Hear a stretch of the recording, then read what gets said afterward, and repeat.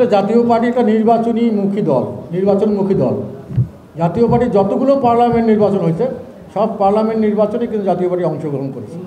হ্যাঁ, শুধু 15ই ফেব্রুয়ারি বাদ দিয়ে আমরা প্রত্যেকটা নির্বাচনে আমরা অংশগ্রহণ করেছি। জাতীয় পার্টি যখন সুষ্ঠু পরিবেশ থাকে তাহলে অবশ্যই জাতীয় পার্টি নির্বাচনে অংশগ্রহণ করবে এবং জাতীয় পার্টি আমাদের সেভাবেই প্রস্তুত আছে। আমাদের প্রার্থী আমরা অনেক জায়গায় আমরা চূড়ান্ত করে ফেলেছি, আর কিছু প্রার্থী আমাদের এখনও সিলেকশন বাকি আছে। এখন জেলা কমিটির মতামতের উপরে আমরা সেই প্রার্থীগুলো চূড়ান্ত করব। নির্বাচনের জন্য প্রস্তুত আমরা চাই। নির্বাচনী একটা পরিবেশ, লেভেল প্লেয়িং ফিল্ড একটা দরকার, যেখানে প্রত্যেকটা রাজনৈতিক দল তাদের স্ব প্রার্থীর ব্যানারে তারা যেন নির্বাচন করার পরিবেশ তারা পায়, সেটার জন্য আমাদের আসলে দাবি থাকবে। আমরা এখন তো কেউ যদি জাতীয় আওয়ামী লীগের সমর্থক হয়, মনে করেন জাতীয় আওয়ামী লীগের সমর্থক, সে কোনো তার বিরুদ্ধে কোনো মামলা মোকদ্দমা নাই, সে যদি যোগ্য প্রার্থী আমরা মনে করি, আমরা দেবো না কেন? দেবো, অবশ্যই দেবো। হ্যাঁ, আমাদের ক্যান্ডিডেট ক্রাইসিসকে ওভারকাম করার জন্য আমরা অবশ্যই করবো। অনেক জেলা আছে, হ্যাঁ, যেমন 300 আসনে আমরা প্রার্থী দেবো। এখন জাতীয় পার্টির প্রার্থীর চাইতে যদি ভালো শক্তিশালী প্রার্থী পাওয়া যায়, আমরা সে যদি ক্লিন ইমেজ থাকে, তার বিরুদ্ধে যদি কোনো সহিংসতার অন্য কোনো আলামত না থাকে, অবশ্যই পাবেন, দেবো না কেন? যেমন ধরেন আপনারা ফরিদপুর, গোপালগঞ্জ, অন্যান্য জেলাগুলো আছে যেখানে নিরঙ্কুশ তাদের আওয়ামী লীগের যেখানে সমর্থন আছে আপনারা জানেন, সেখানে যদি জাতীয় পার্টিকে যোগদান করে কেউ, সেই জন্য ক্লিন ইমেজের লোক যদি জাতীয় পার্টিতে যোগদান করে, তাহলে তাকে আমরা মনোনয়ন দেবো না কেন? অবশ্যই দেবো। জাতীয় পার্টি কোনো সময় কারো অনুকম্পার পাত্র হয়ে রাজনীতি করে নেই। আমরা এককভাবে রাজনীতি করেছি, হয়তোবা জোট মহাজোট হয়েছে, কিন্তু কারো পেটের ভিতরে গিয়ে জাতীয় পার্টি কোনো সময় রাজনীতি করে নেই। এখানে বিএনপি মনে করছে উনি বিএনপিটা শোনেন নাই, শুধু মুখটা বলছেন। আমাদের মহাসচিব বলছে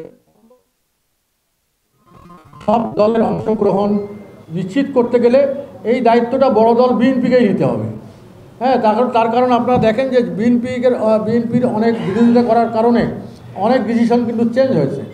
যেমন আমাদের প্রেসিডেন্ট চুপ্পু সাহেব সবাই সরানোর জন্য একবারে মব করেছিল, কিন্তু বিএনপি সেখানে নাকচ করেছে।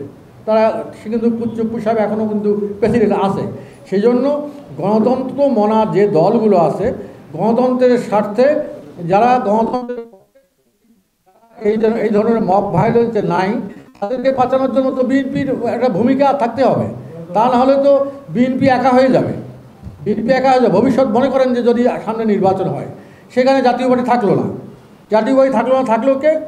ইসলামী ঐক্যজোট, জামাতি ইসলাম, চরমনাই, তারপরে তোমার এনসিপি, গণ অধিকার পরিষদ, এই দলগুলো থাকতেছিল। আর থাকতেছে একদিকে বিএনপি।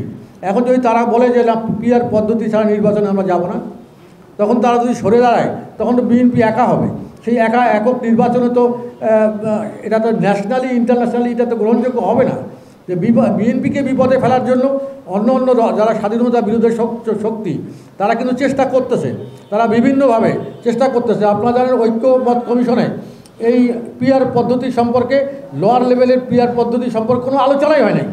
এখন দেখতেছে যে বিএনপি তো আগায় আছে, বিএনপি তো রাষ্ট্রীয় ক্ষমতায় যাবে।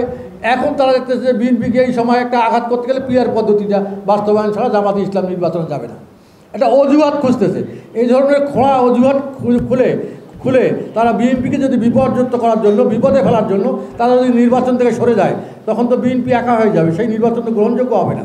সেজন্য বিএনপির স্বার্থেই আমার মনে হয় সব দলের অংশগ্রহণটা নিশ্চিত করা, এর জন্য মহাসচিব সাহেব বলছে জাতীয় পার্টি ভালো ফলাফল করবে। আওয়ামী লীগ যেহেতু নাই, আওয়ামী লীগের একটা শূন্যতা আছে।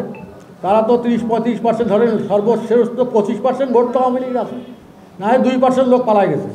আমার মনে হয় যে তারা বেটার অপরচুনিটি হিসাবে তাদের ভোটাররা, সমর্থকরা জাতীয় পার্টিকে চুজ করবে, অথবা অন্য কাউকে চুজ করতে পারে।